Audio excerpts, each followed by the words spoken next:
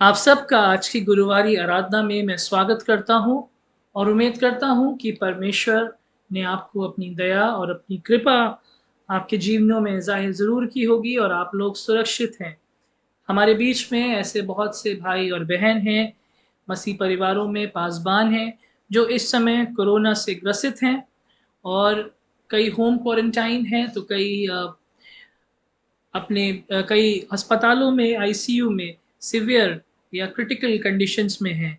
तो आज जब हम अपनी आराधना करेंगे तो हम उनके लिए एक विशेष प्रार्थना को करेंगे कि परमेश्वर अपनी दया और अपनी कृपा हमारे प्रियों पे करे, हमारी मंडली में पाए जाने वाले तमाम बीमारों पे करे। परमेश्वर जो है वो हमारा अनुग्रहकारी है, हमारा परमेश्वर दयामय है और ज़रूर वो हमारी दुहाई को और हमारी प्रार्थनाओं को सुनेगा। आइए हम अपनी आराधना को आरंभ करेंगे। परमेश्वर का वचन कहता है, यहाँ की स्तुति करो, यहाँ की स्तुति स्वर्ग में से करो, उसकी स्तुति ऊँचे स्थानों में करो। हे सब दूतों, उसकी स्तुति करो, हे उसकी सब सेना उसकी स्तुति करो। हे सबसे ऊंचे आकाश और हे आकाश के ऊपर वाले जल, तुम दोनों उसकी स्तुति करो। वे यहोवा के नाम की स्तुति करें, क्योंकि उसी ने आज्ञा दी और ये सिरजे गए और उसने उनको सदा सर्वदा के लिए स्थिर किया है और ऐसी विधि ठहराई है जो टलने की नहीं है। आइए हम प्रार्थना करें। परमेश्वर, आपका वचन हमें सिखाता है कि हम निरंतर हर एक समय आपकी स्तुति, आपकी प्रशंसा और आपकी महिमा अपने मुख से करते रहें। हम जानते हैं परमेश्वर पिता कि आज हम एक ऐसे समय में हैं जब प्रभु जी इस महामारी ने हमें चारों तरफ से घेरे रखा है। हम जानते हैं परमेश्वर पिता कि हम लोग सब एक ऐसे कष्ट और एक ऐसे संकट काल में है प्रभु जी, जो हमारी अर्थव्यवस्था प्रभु जी पट गिर गई है। प्रभु जी, लोगों की नौकरियां जा रही हैं, भुखमरी है, परेशानियां हैं, तमाम तरह की दुख और मुसीबतें हैं। लेकिन परमेश्वर, हमारा विश्वास है कि जब प्रभु ये सब आक्रमण हमारे जीवन में बढ़ते हैं प्रभु जी, तो आप अपना अनुग्रह हमारे जीवन पे करते हैं। आज हमारी आपसे यही प्रार्थना है प्रभु जी, कि इस आराधना के द्वारा आप हम में से हर एक को बलवंत करें। होने दे प्रभु जी कि आराधना का ये समय हमारे जीवनों को ऊर्जा प्रदान कर सके और हम सब आपकी पवित्र आत्मा की सामर्थ्य को प्राप्त कर सकें, ताकि प्रभु जी इस कठिन समय का सामना आपकी दया और आपके अनुग्रह में होकर कर सकें। इस पूरे समय को और इस आराधना को हम प्रभु जी आपके हाथों में सौंपते हुए इसे पिता, पुत्र, पवित्र आत्मा के नाम से आरंभ करते हैं। आमीन। आराधना के आरंभ में हम परमेश्वर की महिमा में कुछ गीतों को गाएंगे और हमारे चर्च क्वायर इसमें हमारी अगुवाई करेगी।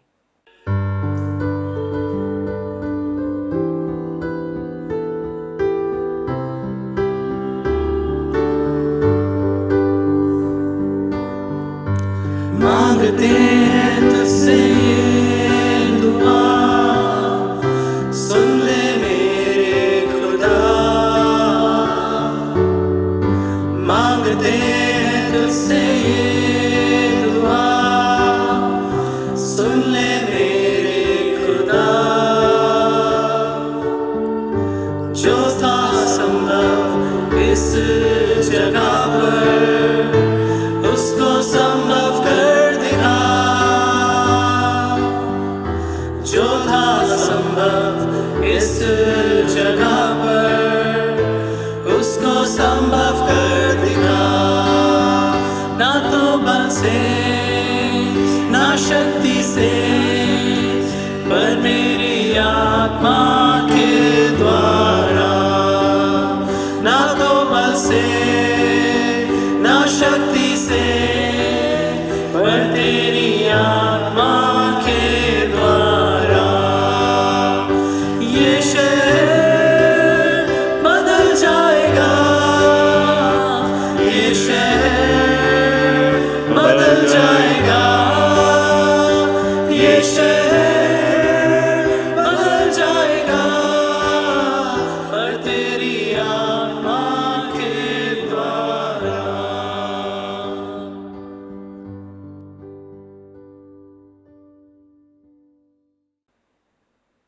आइए हम आज के मनन के लिए चुने हुए पाठ में चलेंगे, जो हमें मिलता है एस्तर की किताब, उसका 9वां अध्याय 20 से लेकर के 22 पर। The book of Esther chapter 9 verses 20 to 22।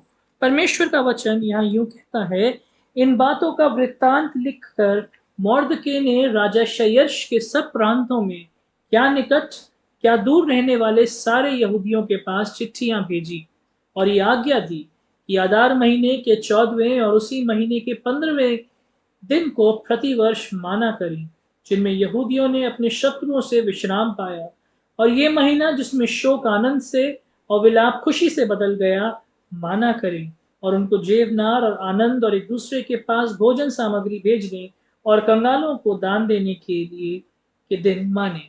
परमेश्वर का जीवित वचन है। परमेश्वर इसके पढ़े और सुने जाने पर आशीष दे। आइए इससे पहले हम परमेश्वर के वचन में चलें। जैसा मैंने आराधना के आरंभ में कहा था कि हम एक विशेष प्रार्थना करेंगे परमेश्वर की दया के लिए। बाइबल का ये वृत्तांत भी हमें इसी बात के लिए प्रेरित करता है कि जब इजरायलियों के ऊपर मुसीबतें आई, तब परमेश्वर ने उन पर अपनी दया की, और पुरीम का ये पर्व इस बात को प्रमाणित करता है कि जब जीवन में संघर्ष अधिक बढ़ जाते हैं, तब परमेश्वर का अनुग्रह हमारे ऊपर बहुतायत से उमड़ता है। आइए हम प्रार्थना करें और अपनी मंडली में पाए जाने वाले तमाम लोगों को इस समय परमेश्वर की दया के सिंहासन के समक्ष रखें। हम दुआ करें। हमारे जीवित सर्वशक्तिमान पिता परमेश्वर, बहुत नम्रता और दीनता के साथ हम आपके समक्ष आते हैं।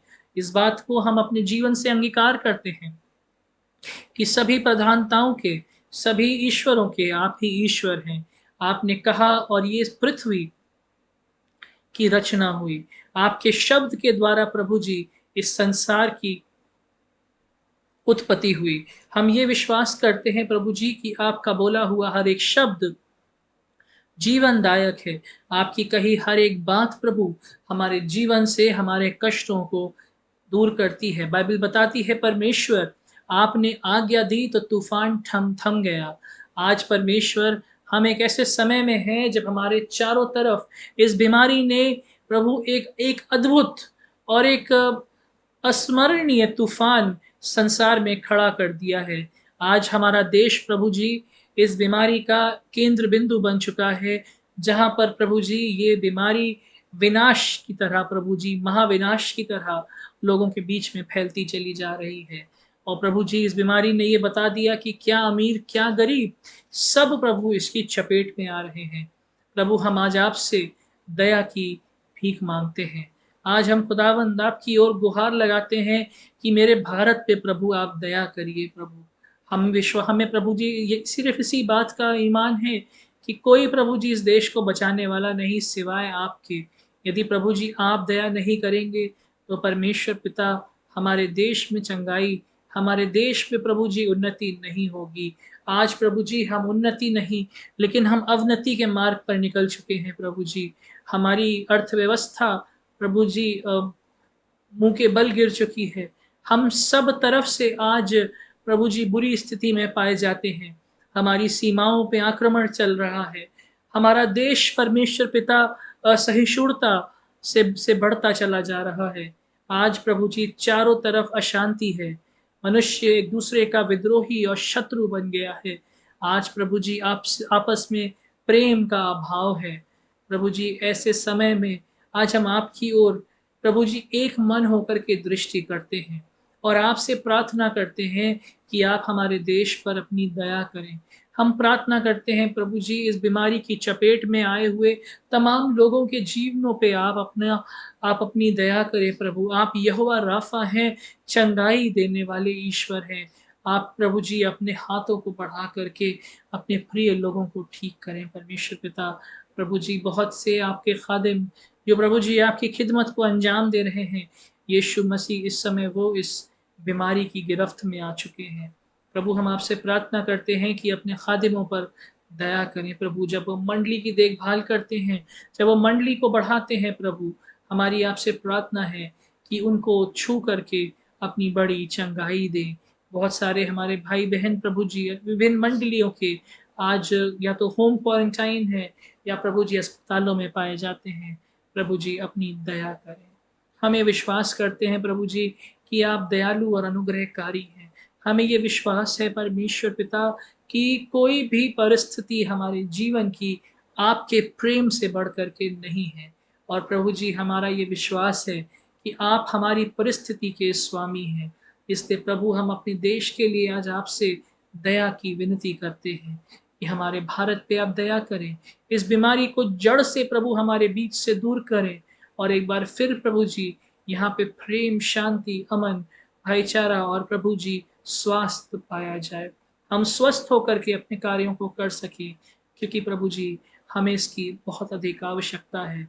आज प्रभु जी हमारी प्रार्थना है कि अपने वचन के द्वारा आप हमारी मरणहार आत्मिक दशा को छुएं परमेश्वर पिता, ताकि हमारा जीवन प्रभु जी आज आपके वचन के द्वारा नवीन हो सके और हम प्रभु जी आपको अनुभव कर सके और आपकी आवाज़ को सुन करके अपने जीवन को उसके अनुसार ढालने वाले हो सके।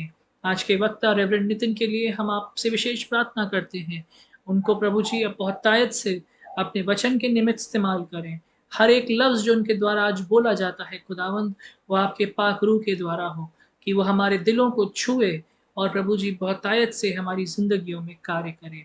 हर एक बात में आपको धन्यवाद देते हैं और धन्यवाद देते हैं इन इन प्रभु जी जवान बच्चों के लिए, इनके जीवनों के लिए, जो प्रभु जी निरंतर हमारे साथ मिल कर के आपकी आराधना करते हैं, आराधना की तैयारियां करते हैं। बहुतायत से इन सब पर अपनी आशीष बनाए रखें। धन्यवाद देते हैं कि आज आपने हमारी प्रार्थना को सुना। प्रार्थना उद्धारकर्ता मसीह यीशु के नाम से मांगते हैं, आमीन।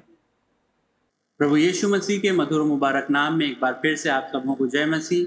धन्यवाद देते हैं पिता परमेश्वर के, जो परमेश्वर ने हमें ये सुंदर अवसर दिया कि आज हम इस थर्सडे इवनिंग रिवाइवल मीटिंग में एक बार फिर से सहभागिता कर सके।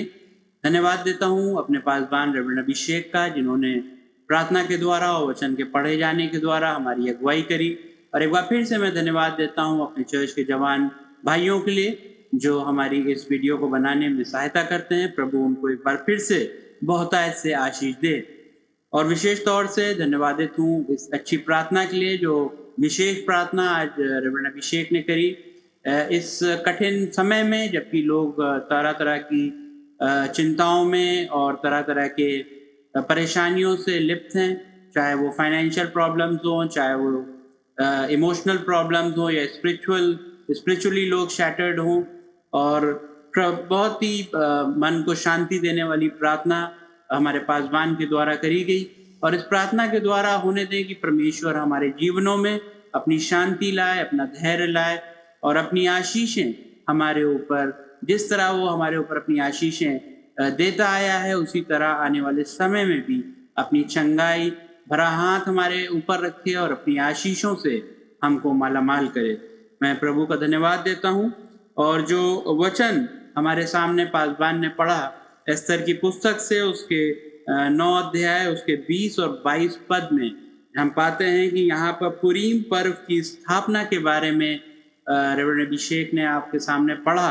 और आज जो ये हम लोगों ने टेक्स्ट लिया है पुरीम पर्व का, कि ये पर्व आखिरकार यहूदियों के द्वारा क्यों मनाया जाता है, इसके बारे में हम थोड़ा सा समय इसमें आज मनन करेंगे एस्तर की पुस्तक के ऊपर, जो कि एक बहुत विशेष पुस्तक मेरे हिसाब से बाइबल में पाई जाती है।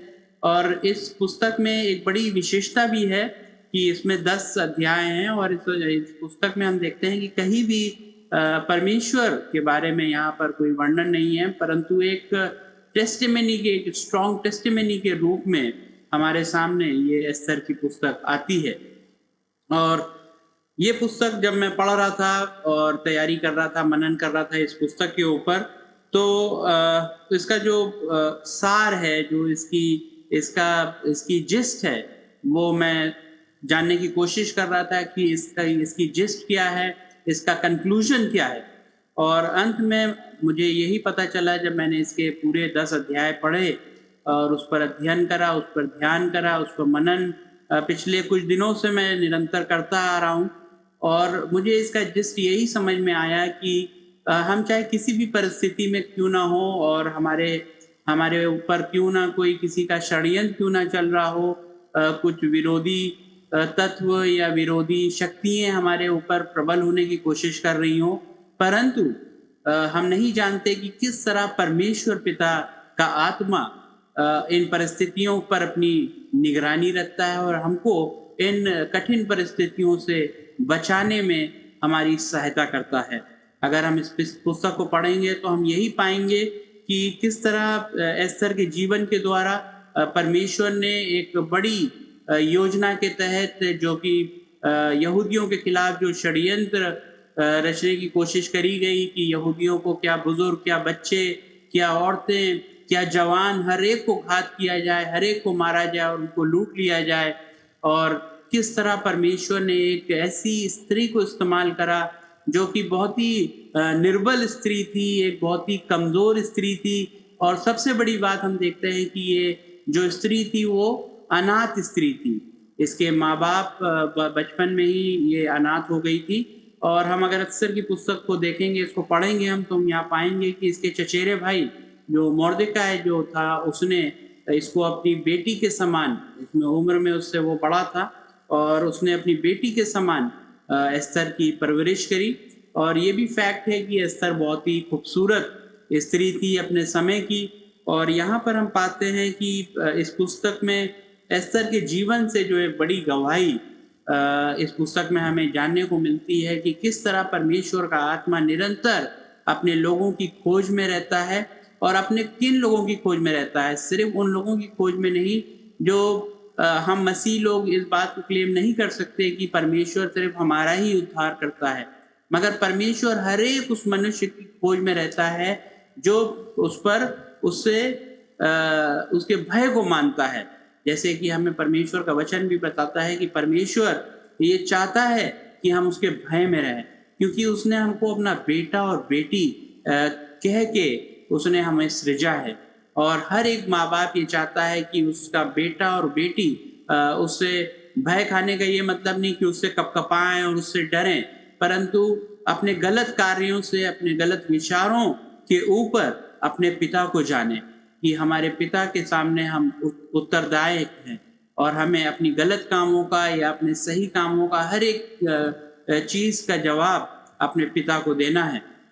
और इसी तरह हम देखते हैं कि एस्थर की पुस्तक में भी हम देखेंगे कि यहाँ पर एक राजा के बारे में वर्णन है। इस पुस्तक की जो स्टार्ट है, इसकी इस कहानी की जो शुरुआत है, वहाँ पर हम ऐसे वैभवशाली राजा के बारे में हमको जानने को मिलता है जो कि जिसका नाम था श्रेयश और उसकी पत्नी का नाम था वष्टी।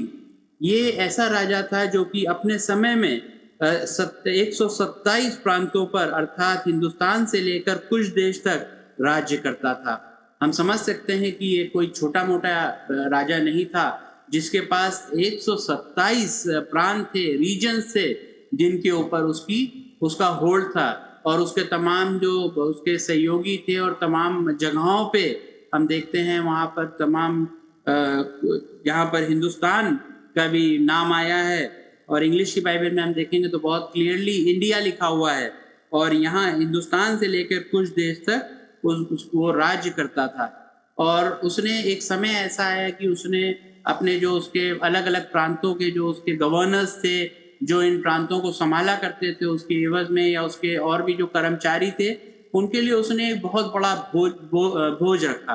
और जब हम समझ सकते हैं कि जब 127 प्रांतों के लोग और वहाँ के जो उसके जो गवर्नर्स होंगे या उसको जो चलाने वाले, संचालन करने वाले अलग अलग प्रांतों को जो अथॉरिटीज होंगी, जो वो ऐसे भोज में आएंगे तो वो अकेले तो नहीं आएंगे, वरन अपने पूरे स्टाफ के साथ, अपने कर्मचारियों के साथ उस भोज में उन सबों को इनविटेशन राजा की तरफ से मिला।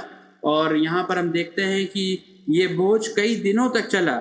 यहाँ पर लगभग 180 दिनों तक ये भोज चला। और क्या छोटा क्या बड़ा हर एक कर्मचारी इस भोज में सम्मिलित हुआ। और इसी बीच में अलग अलग तरीके की वस्तुएं, अच्छी अच्छी वस्तुएं दी गई लोगों को खाने के लिए। अच्छे प्रकार के व्यंजन खाने के दिए गए, अलग अलग अच्छे रुकाने के इंतजाम करे गए। इवन जो कर्टन्स वहाँ पर लगे हुए थे उसको भी हम देखते हैं कि नीले और लाल कलर के जो सूती कपड़े के वहाँ पर कर्टन भी हम देखते हैं। तो एक ये वर्णन किया गया है कि ये कोई छोटा मोटा भोज नहीं था, वरन एक बहुत ही प्लान्ड वे में और बहुत प्रभावशाली और बहुत अच्छा भोज, बड़ा भोज राजा ने दिया था। और कई दिनों तक हम देखते हैं, अगर हम इस पुस्तक को पढ़ेंगे, इसके पहले अध्याय में ही इसका वर्णन है इस भोज का, और हम देखेंगे कि यहाँ पर राजा ने कई दिनों तक, क्योंकि 127 प्रांतों से वहाँ पर गवर्नर्स और अथॉरिटीज और उनके वर्कर्स और कर्मचारी आए थे, तो राजा ने अपने महल की तमाम अच्छी वस्तुएं, तमाम गहने, तमाम एंटीक्स उन लोगों को निरंतर वो दिखाता भी रहा। और एक लाजमी सी बात है, जब इतना बड़ा भोज होता है तो वहाँ पे कुछ ना कुछ वहाँ पे अलग अलग व्यंजनों की, यहाँ लिखा है इसके 7वें पद में लिखा है, उस भोज में राजा के योग्य दाख मधु भिन्न भिन्न रूप के सोने के पात्रों में डालकर राजा की उदारता से बहुतायत के साथ पिलाया जाता था। और यहाँ लिखा है 8वें पद में लिखा है इसके कि पीना तो नियम के अनुसार होता था, किसी को विवश करके नहीं पिलाया जाता था, क्योंकि राजा ने अपने भवन के सब भंडारियों को आज्ञा दी थी कि जो अतिथि जैसा चाहे उसके साथ वैसे ही बर्ताव करना। और रानी वष्टी ने भी राजा श्रेष्ठ के भवन में स्त्रियों को भोज दिया। और जो लेडीज आई थी, उनको, जो राजा की रानी थी, रानी वष्टी, उसने जो वो उन लोगों की खैर मकदम कर रही थी, उन लोगों की देखरेख कर रही थी, और भोज अपने हिसाब से उन लोगों की भी हॉस्पिटैलिटी में वो लगी हुई थी।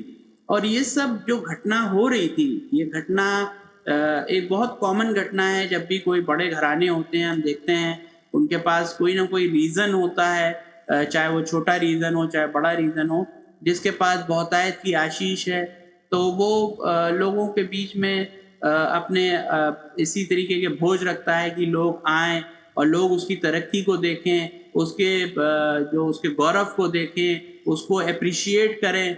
और ये एक बहुत कॉमन फिनोमेना है। आज भी हम देखते हैं बड़े बड़े भोज होते हैं बड़े लोगों के यहाँ पे। इसी तरह ये राजा ने भी ये भोज किया था। परंतु मेरे प्रियो, अगर हम इस पुस्तक को बहुत गहराई से पढ़ेंगे तो हम आगे पाएंगे कि ये सब परमेश्वर की योजना के तहत एक ऐसी व्यवस्था बन रही थी, जबकि एक बड़ी चीज होने वाली थी। परमेश्वर के लोगों, परमेश्वर के मानने वाले लोगों के विरुद्ध षड्यंत्र का रूप लेने जा रही थी। इस तरीके की परिस्थिति क्रिएट हो रही थी कि जो परमेश्वर को, जीवित परमेश्वर को मानने वाले यहूदी लोग थे, उनके खिलाफ एक षड्यंत्र जो तैयार हो रहा था, उसी के रिफ्लेक्शन में देखेंगे, उसी के कॉन्टेक्स्ट में हम देखेंगे कि परमेश्वर भी अपना कार्य इस समय पर निरंतर करता आ रहा था। और यहाँ पर हम देखते हैं कि जब राजा भी, यहाँ पर लिखा हुआ है कि जब राजा भी थोड़ा सा उसमें दाख मधु के उसमें फ्लेवर्स में आ गया, तो उसने अपनी रानी को आदेश भेजा कि वो अपना मुकुट धारण करके, और क्योंकि उसकी रानी भी बहुत सुंदर थी, और वो लोगों के सामने उपस्थित हो ताकि लोग रानी को देख सकें। यहाँ पर लिखा है उसके 11वें पद में कि रानी वष्टी को राज मुकुट धारण किए हुए राजा के सम्मुख ले आओ, जिससे कि देश देश के लोग और हाकिमों पर उसकी सुंदरता प्रकट हो जाए, क्योंकि वो देखने में सुंदर थी। और हम देखते हैं आगे, अगर हम पढ़ेंगे तो हम पाएंगे कि रानी को जब ये पता चला कि राजा का ऐसा आदेश है कि वो उसको पब्लिसाई करना चाहता है, लोगों के सामने प्रकट करना चाहता है कि लोग उसकी रानी की सुंदरता देखें। अभी तक तो लोग यहाँ पर देख रहे थे, उसके ज्वेल्स को देख रहे थे, राजा के एंटीक्स को देख रहे थे और उसको अप्रिशिएट कर रहे थे। मगर यहाँ पर राजा ने एक भूल करी और अपनी रानी को आदेश दे भेजा कि लोग, अब वो उन लोगों के सामने प्रकट हो कि लोग उसकी रानी को भी देख के राजा को अप्रिशिएट करें कि उससे ज़्यादा सुंदर रानी किसी और के पास नहीं है। और इससे हमको ये पता चलता है कि वो एक समझदार स्त्री थी, जिसने कि अपने आप को पब्लिक होने से, हालांकि वो रानी थी, लोग उनके दर्शन करते होंगे, राजा के साथ वो महल में जब कोई आयोजन होता होगा तब वो बैठती भी होंगी, मगर जब 127 प्रांतों से वहाँ पर लोग आए हुए थे, अधिकारी आए हुए थे, तो उनको ये अच्छा नहीं लगा, उस रानी को अच्छा नहीं लगा कि उनके सामने एक पब्लिसाई करने के लिए उसको बुलाया जा रहा है। तो उसने अपनी डिग्निटी मेंटेन करते हुए राजा के जो उसका फरमान था या उसका जो आदेश था उसको उसने एक्सेप्ट नहीं करा। और ये जानने के बाद राजा के जो खोजी थे, जब उन्होंने आके उनको बताया कि रानी वष्टी ने आने से मना कर दिया है, आपके पैगाम को उन्होंने नकार दिया है, इनकार कर दिया है, तो राजा बहुत क्रोधित हुए और उनको बड़ा ह्यूमिलेशन से लगा होगा कि मैं तो राजा हूँ और यहाँ पर इतने लोगों के सामने मेरी किरकिरी हो जाएगी, बेइज्जती हो जाएगी। और जो उनके खोजी थे उन्होंने भी उनको सिखाया, पढ़ाया और समझाने की कोशिश करी और समझाया भी कि ये तो बड़ी गलत बात है। इसके यहाँ पर लिखा हुआ है 19वें पद में लिखा है, तब उन्होंने ये बोला, जो उनके खोजी थे राजा के, कि यदि राजा को स्वीकार हो तो ये आज्ञा निकाले और फारसियों और मादियों के कानून में लिखी भी जाए, जिसे कभी बदला ना जा सके, कि रानी वष्टी राजा श्रेष्ठ के सम्मुख फिर कभी ना आने पाए और राजा पटरानी का पद किसी दूसरे को दे दे जो उससे अच्छी हो। मेरे प्रियो, यहाँ पर एक ट्विस्ट आया है। यहाँ पर जो परमेश्वर की योजना चल रही है अपने लोगों को बचाने के लिए, यहाँ पर ऐसी सिचुएशन एक क्रिएट हो गई कि राजा को ये एक सुझाव दिया गया कि आप एक अपना रानी की जगह एक पटरानी अपने लिए क्यों ना खोजें, क्योंकि और जो रानी वष्टी है उनको ये आदेश दे दिया जाए कि अब वो कभी भी किसी के सामने सामूहिक तौर पे प्रकट नहीं होंगी। और यहाँ पर हम देखते हैं कि परमेश्वर का कार्य एक ऐसी स्त्री के लिए यहाँ पर उत्पन्न हुआ इस घटना के जरिए, जो कि एक अनाथ स्त्री थी, जिसके चचेरे भाई ने उसको पाला था। और हम जानते हैं कि राजा लोग जब आदेश निकाल देते थे कि ऐसा होगा और हम मेरे लिए कोई स्त्री खोजी जाए, और सब जो प्रधान थे और जो सब राज कर्मचारी थे, वो लोग सब इस काम में लग गए और स्त्रियों की खोज होनी शुरू हो गई। हैगै नाम का एक व्यक्ति था जो इसके ऊपर इसका अधिकारी बनाया गया और स्त्रियों को ला के उसके पास उसके सम्मुख रखा गया ताकि वो उनको क्वालिफाई करे कि वो राजा के सामने प्रस्तुत होने लायक हैं कि नहीं। और इसी क्रम में हम देखते हैं कि जो मोर्देकाई था, जो एस्थर के चचेरा भाई था, वो क्योंकि सारी स्त्रियों के लिए ये राजा का हुक्म और राजा का जो था ऑर्डर पास किया गया था, तो एस्थर को भी वहाँ जाना पड़ा और पाया गया कि एस्थर राजा के लिए एक सूटेबल स्त्री है। वो खूबसूरत भी है और प्रभावशाली भी है और शालीन भी है और एक बहुत अच्छी स्त्री है जो कि राजा को पसंद आएगी। और आगे हम देखते हैं कि फिर राजा ने उसको पसंद भी किया और उसको पटरानी होने का उसने वैभव दिया एस्थर को। और यहाँ पर हम देखते हैं कि ऐसे ही होता रहा। फिर मोर्देकाई के बारे में हम जो उसका चचेरा भाई था एस्थर का, कि वो राज द्वार पर बैठा करता था। और उसके बाद हम देखते हैं आगे चल के क्या हुआ कि यहाँ पर एक और व्यक्ति का हम देखते हैं इसके 3रे अध्याय में कि हामान नाम का एक व्यक्ति था, जो कि जिसको राजा ने एक बहुत अथॉरिटी दे रखी थी और उसका हुक्म चलता था उस समय वहाँ पर राजा के जो वहाँ पर उसके प्रोविंस में। और हर एक व्यक्ति चाहे छोटा हो चाहे बड़ा हो वो उसके सामने दंडवत करता था। परंतु हम देखते हैं कि जो मोर्देकाई था वो राज भवन के द्वार पर बैठता था और वो हामान जब निकलता था वहां से उसके आते जाते में उसके सामने कभी भी दंडवत नहीं करता था। और इस बात की जो चर्चा थी वो धीमे धीमे उसके कान में पहुंचाई गई लोगों के द्वारा कि मोर्देकाई नाम का एक व्यक्ति है जो कि आपके सामने दंडवत नहीं करता। और इस बात से उसको बड़ा क्रोध आया कि वो उसका प्राण ले ले। मगर जो उसका स्टेटस था हामान का, उसको ये चीज़ बहुत छोटी मालूम पड़ी कि मैं एक व्यक्ति का प्राण लेके मुझे क्या मिलेगा।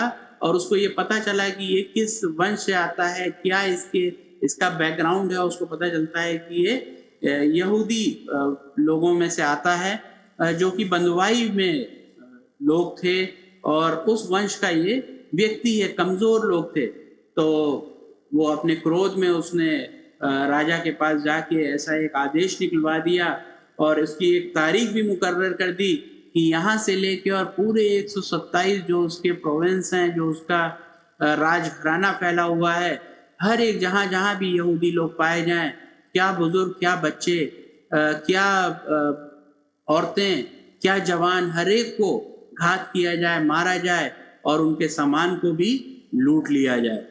और यहाँ पर हम देखते हैं कि मौर्देकाई इस चीज़ को, जब उसको इस चीज़ का अभाव हुआ, उसको इस बात का पता चला, तो वो कितना परेशान हुआ। और क्योंकि एस्थर भी उसी के घराने से थी, तो वो एस्थर के पास पहुंचता है और एस्थर से वो गुहार लगाता है कि तुम राजा से जाके बात करो और होने पाए कि तुम्हारे जरिए ये टल जाए। और यहाँ पर लिखा हुआ है इसके 17वें पद में, वो ऐसा इसलिए बोलता है क्योंकि दूसरे के 17वें में लिखा है, राजा ने एस्थर को और सब स्त्रियों से अधिक प्यार किया और अन्य सभी कुंवारियों से अधिक उसके अनुग्रह और कृपा की दृष्टि उस पर हुई। इस कारण उसने उसके सिर पर राज मुकुट रखा और उसको वष्टी के स्थान पर पटरानी बनाया। तो मॉर्देकाई इस बात को जानता था कि राजा ने एक बहुत उत्तम स्थान, अपनी रानी की जगह एस्थर को जगह दी है, स्थान दी है, तो वो एस्थर की कही हुई बात को राजा नहीं टालेगा। मगर जब वो एस्थर के पास पहुंचता है, अपनी गुहार लेके पहुंचता है, तब उससे एस्थर से वो बोलता है, एस्थर उससे ये बोलती है 4:12 से कि ये बातें मॉर्देकाई को सुनाई गई। तब मॉर्देकाई ने एस्थर के पास ये कहला भेजा, तू मन ही मन ये विचार ना कर कि मैं ही राजभवन में रहने के कारण और सब यहूदियों में से बची रहूंगी, क्योंकि जो तू इस समय चुपचाप रहे तो और किसी न किसी उपाय से यहूदियों का छुटकारा और उद्धार हो जाएगा। मॉर्देकाई को इस बात का विश्वास था कि यहूदियों का तो छुटकारा हो जाएगा, परंतु तू अपने पिता के घराने समेत नष्ट होगी। क्या जाने तुझे ऐसी ही कठिन समय के लिए राजपद मिल गया हो। तब एस्थर ने मॉर्देकाई के पास ये कहला भेजा, तू जाकर शूशन के सब यहूदियों को इकट्ठा कर और तुम सब मिलकर मेरे निमित्त उपवास करो। 3 दिन रात ना तो कुछ खाओ और ना कुछ पियो। मैं भी अपनी सहेलियों सहित उसी रीति उपवास करूंगी और ऐसे ही दशा में मैं नियम के विरुद्ध राजा के पास भीतर जाऊंगी और यदि नष्ट हो गई तो हो गई। तब मॉर्देकाई चला गया और एस्थर की आज्ञा के अनुसार ही उसने किया। मेरे प्रियो, हमें यहाँ देखने को मिलता है कि जब पहले तो एस्थर ने डिनाई करा मॉर्देकाई को, क्योंकि वो भयभीत थी कि मैं राजा से कैसे बोलूंगी, परंतु मॉर्देकाई ने उससे बोला कि यहूदी तो बच जाएंगे, परंतु जिस काम के लिए शायद परमेश्वर ने तुझे चुना है, अगर तू उस काम को नहीं करती है तो तू और तेरा घराना तो नष्ट हो जाएगा। परंतु कहीं इस बड़ी योजना की, जो परमेश्वर की योजना है, उसका तेरे ऊपर ना आ जाए कि तू वहां पर होने के बावजूद भी, ऐसे स्थान पर होने के बावजूद भी तूने राजा से इल्तिजा नहीं करी। मेरे प्रियो, यहाँ पर हम देखेंगे कि एस्थर को अपनी रिस्पॉन्सिबिलिटी समझ में आई और उसने सबसे पहले क्या बोला, उसने सबसे पहले बोला कि तुम जाओ और सारे यहूदियों के घराने से बोलो।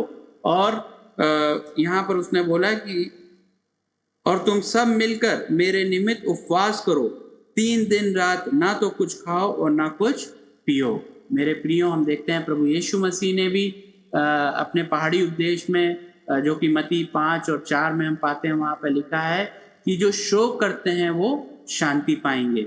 यहाँ पर उपवास में भी हम देखते हैं कि ये एक शोक की घड़ी मॉर्देकाई के जीवन में और एस्थर के जीवन में आ गई थी कि वो अपने लोगों के लिए शोकित हों।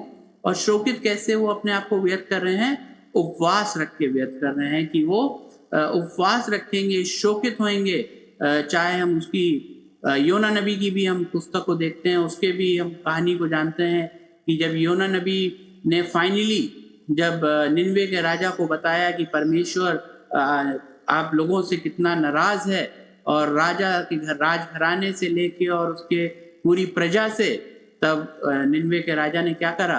तुरंत ही उसने अपने राज वस्त्र उतार दिए और ये ऑर्डर पास कर दिया कि क्या मनुष्य, क्या पशु, क्या पक्षी, हर एक जो है उसको टाट उड़ा दी जाए और राख लगा दी जाए और सब लोग शोक करें, क्योंकि प्रभु कहता है कि जो शोक करते हैं वो शांति पाएंगे। और यही मार्ग एस्थर ने भी अपने जीवन में चुना कि उसने तुरंत ही शोक करा और 3 दिन तक ना कुछ खाया और ना कुछ पिया, और तमाम लोग उसके साथ शोकित हुए कि उनके लोगों के ऊपर कैसी विपत्ति आने को है।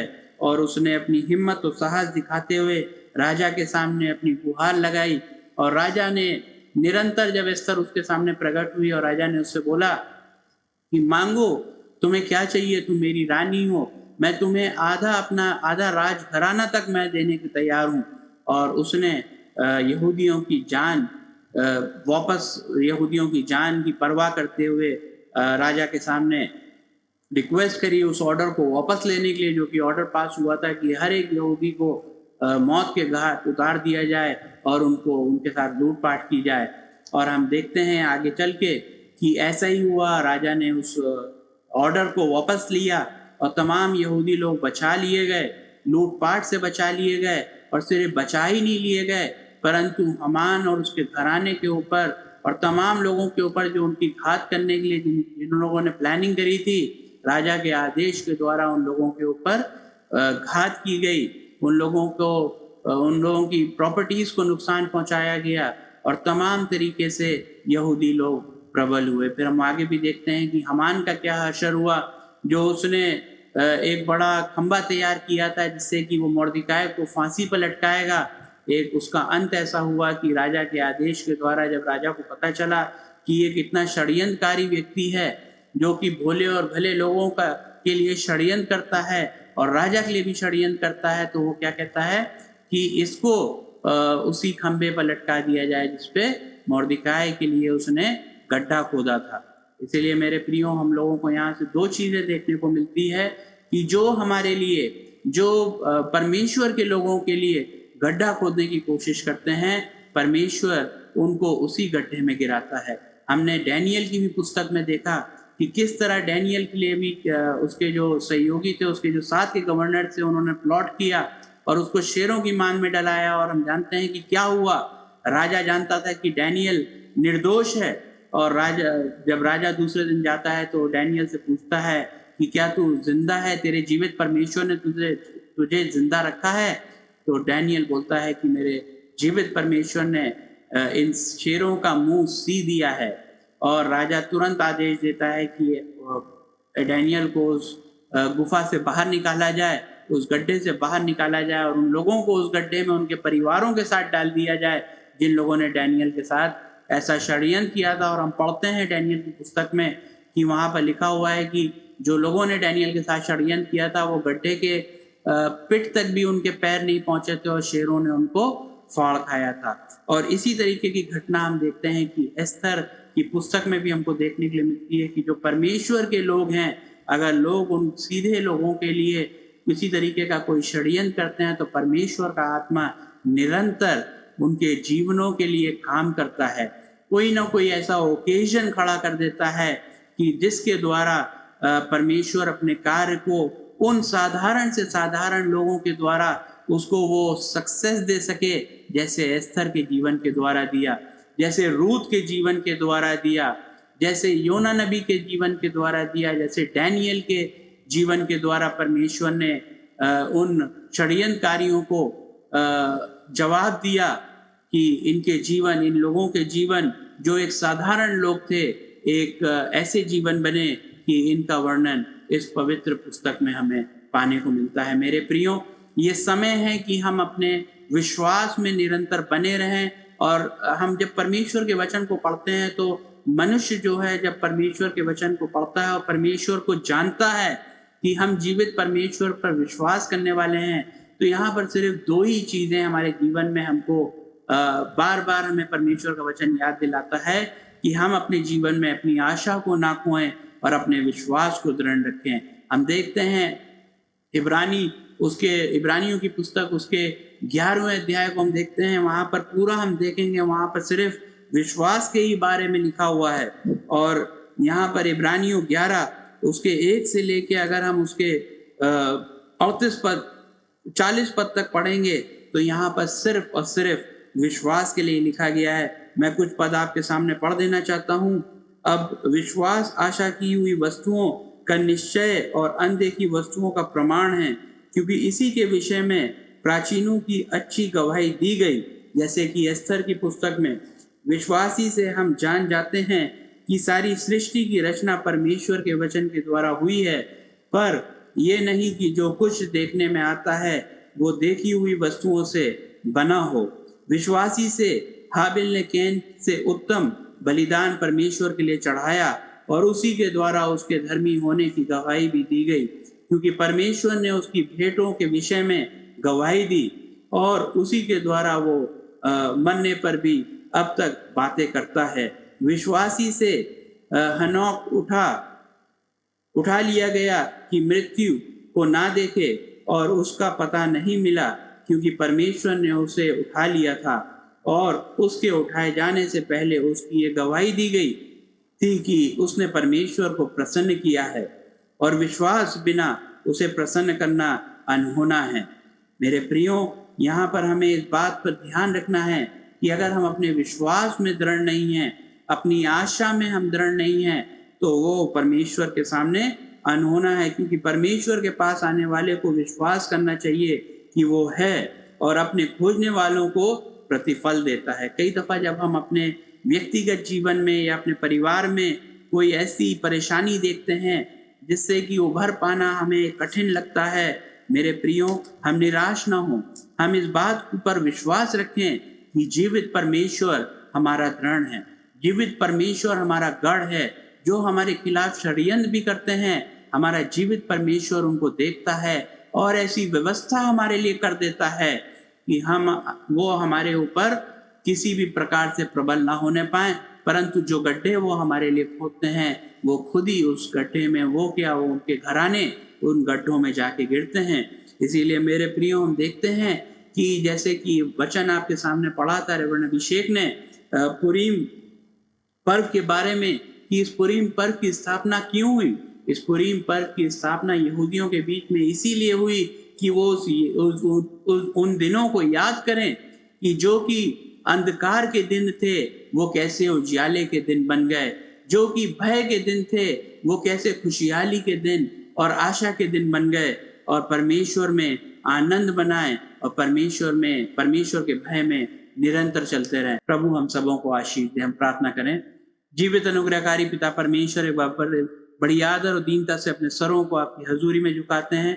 हम धन्यवाद देते हैं पिता परमेश्वर आज के इस विषय के लिए। पिता परमेश्वर, जो आपने एस्थर की पुस्तक से हमें एक बार फिर से इस विषय में पिता परमेश्वर एक नया जीवन दिया है, और पिता परमेश्वर हमको ये जानने को दिया है कि जब आपकी योजनाएं जो होती हैं पिता परमेश्वर, वो ऐसे साधारण लोगों के द्वारा आप पूरी करते हैं पिता परमेश्वर, जिससे कि सिर्फ वो व्यक्ति ना बचाया जाए, वो व्यक्तिगत परिवार ना बचाया जाए, परंतु पिता परमेश्वर उसके घराने, उसकी कौम और तमाम वो लोग जो आप पर विश्वास करते हैं वो बचाए जाएं पिता परमेश्वर।